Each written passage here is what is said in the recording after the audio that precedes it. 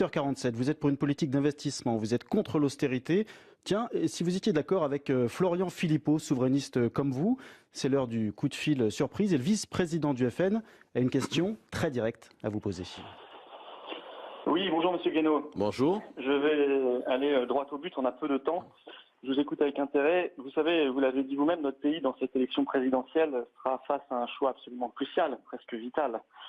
Et on le sait, soit il va poursuivre sa dissolution dans l'Union européenne, par la brutalité sociale, par l'irresponsabilité migratoire, par la souveraineté toujours perdue.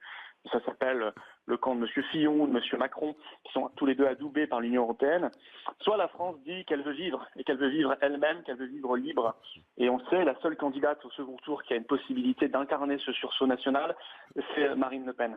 Alors oui, je le sais, on a des différences. Oui, j'imagine les pressions qui s'exercent sur vous, même quand il s'agira de me répondre, et j'en suis désolé. Oui, je sais que vous êtes candidat, et je vous souhaite d'avoir ces 500 signatures.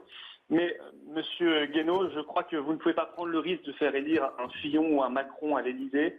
Est-ce que vous êtes prêt, dans une philosophie gaulliste, qui est l'inverse du sectarisme, à discuter, notamment pour le second tour, juste à discuter? Alors ? D'abord, je ne me place pas. J'ai déjà répondu que si au second tour nous avions face à face Madame Le Pen et Monsieur Macron, j'irais probablement à la pêche pour la première fois de ma vie. Je ne me place de toute façon pas dans l'hypothèse de l'entre-deux tours aujourd'hui. Moi, si je suis candidat à la présidence de la République, c'est parce que je ne me reconnais pas dans les programmes des uns et des autres. Et j'entends l'être jusqu'au bout. Donc là, ça pose la question, la seule question importante, celle des parrainages.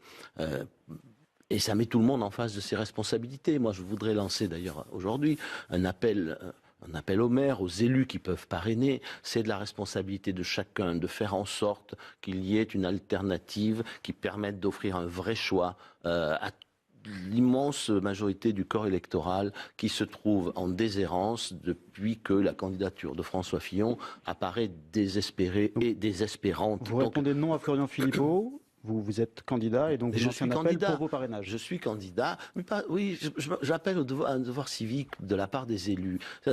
C'est leur prérogative. Donc, se défausser en disant moi je ne parraine plus personne, je ne veux pas m'occuper de la politique parce que la politique est pourrie, parce que je veux pas prendre de risques, c'est prendre une responsabilité considérable avec la démocratie. Donc que chacun fasse son devoir et son devoir civique en particulier, et que les élus aillent parrainer. Et je voudrais le redire, il est indispensable, si l'on veut que les Français aient vraiment le choix et que cette élection ait un sens, que sur la liste des parrainages, il y ait une option différente qui permette aux Français de choisir entre François Fillon et un autre candidat. C'est indispensable, on ne peut pas enfermer les gens de cette façon, on ne peut pas les priver de leur choix de citoyens dans un moment aussi important. Et puis après, le peuple tranchera. On marque une pause, Henri Guénaud. Antoine Baillet qui nous rejoint dans un instant pour la communication politique. D'abord l'info.